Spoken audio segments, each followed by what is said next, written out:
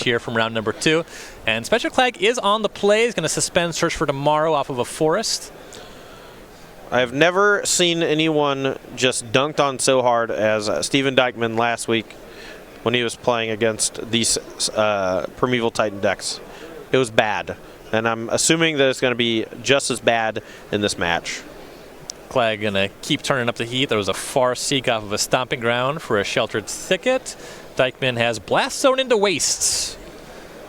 Chalice of the Void for 0 cast. It's actually a nice one, and Warping Well is actually a card that's picking up a lot more steam in these Eldrazi-tron decks, simply because it exiles both Emery, or sorry, I say both, but it exiles Emery, Urza, and Gilded Goose. All right, so here's some developments in Dykman's favor. That Warping Well catches Search for Tomorrow. Clagg casts Sakura Tribe Elder. Dykman spends his turn on Phyrexian Revoker. Clagg doesn't respond. So that turns off the Sakura Tribe Elder here. Now Clagg's still hitting some mana sources. Gets Arboreal Grazer. Now has 6 mana on the table. Maybe he's going to Titan. It looks like 1 card left over. Dykman's done what he can do, though. Yeah, but Dykman also stalled on lands. I assume that there was a bunch of mulligans here.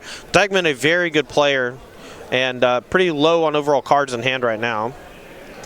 Now, the reason he did go Chalice of the Void on 0 is because all these Titan decks play 4 copies of Summoner's Pact as effectively extra copies of Primeval Titan. So while Chalice of the Void doesn't do that much in the matchup, shutting down that card is pretty strong.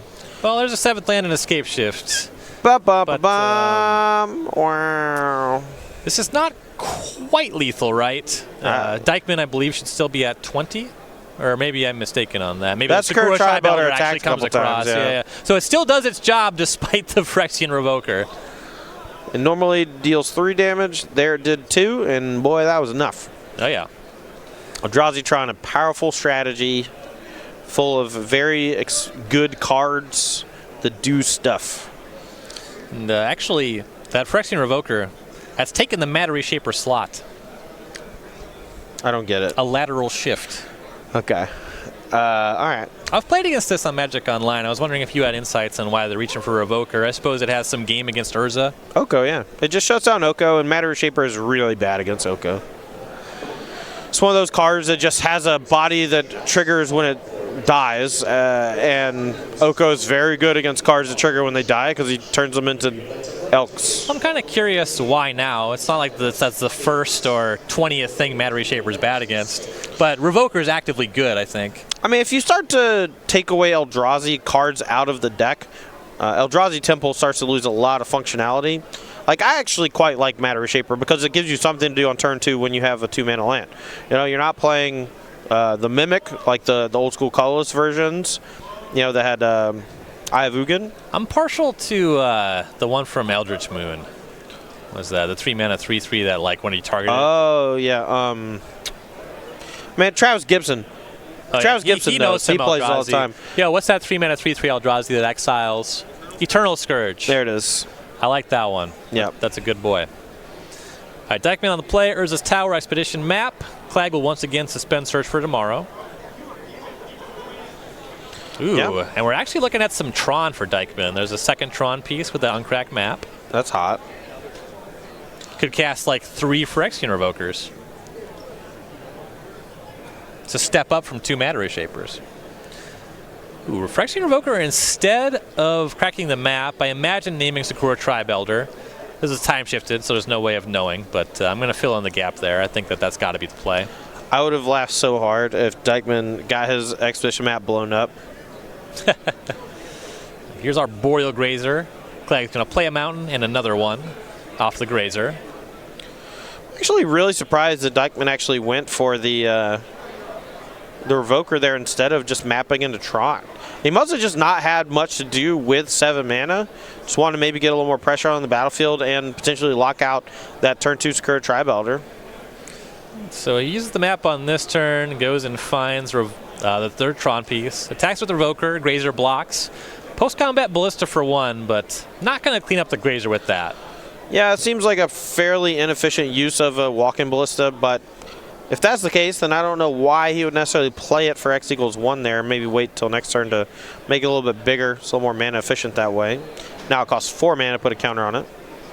Clagg is going to fire off that Search for Tomorrow, and then the land for turn, Castle Garenbrig. That's all the way to Primeval Titan. Yeah, the Castle Garenbrig working perfectly with Primeval Titan has really supercharged a lot of these ramp-style decks.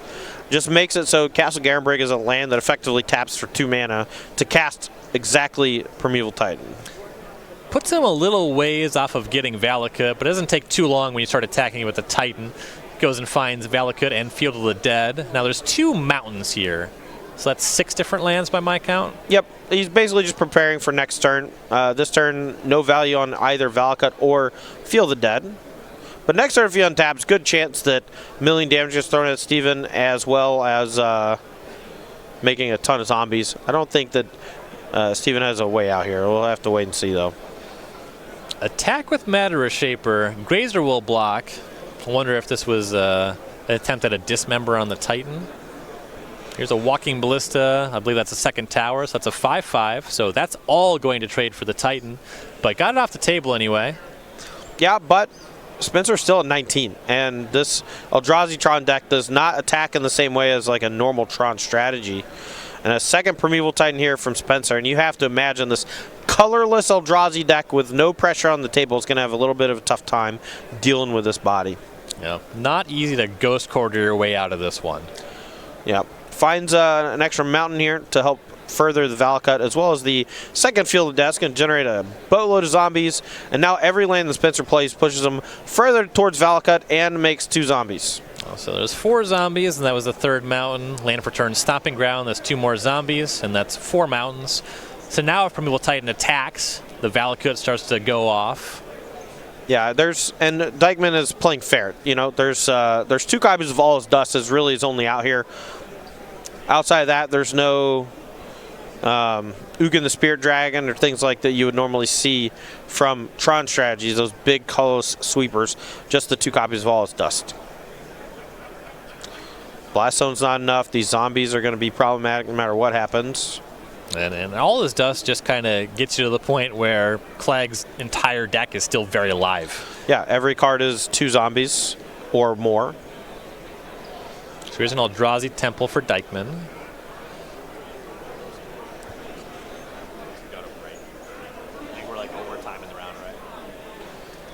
Another Phyrexian Revoker for Dykman.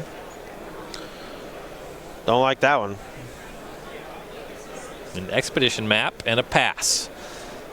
Not quite as powerful as Primeval Titan and 6 zombies. This is like one of those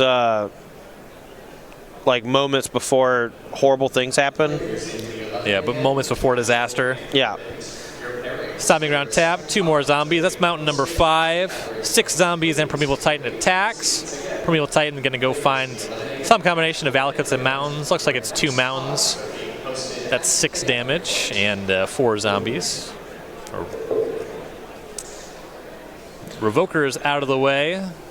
This attack is for 18. Yep. Has played a land for turn, but any ramp spell will get the job done.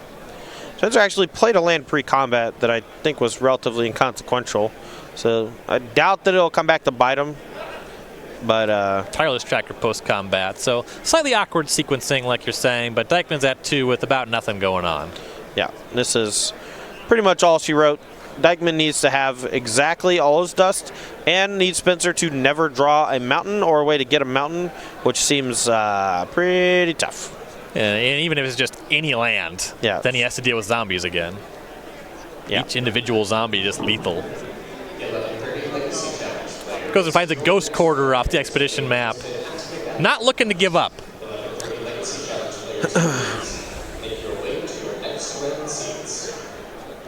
There is a bit of beauty in not giving up here, but it is in vain. Mindstone, crack it, draw a card. Could be anything, man. There it is. There's a concession. Spenser Clagg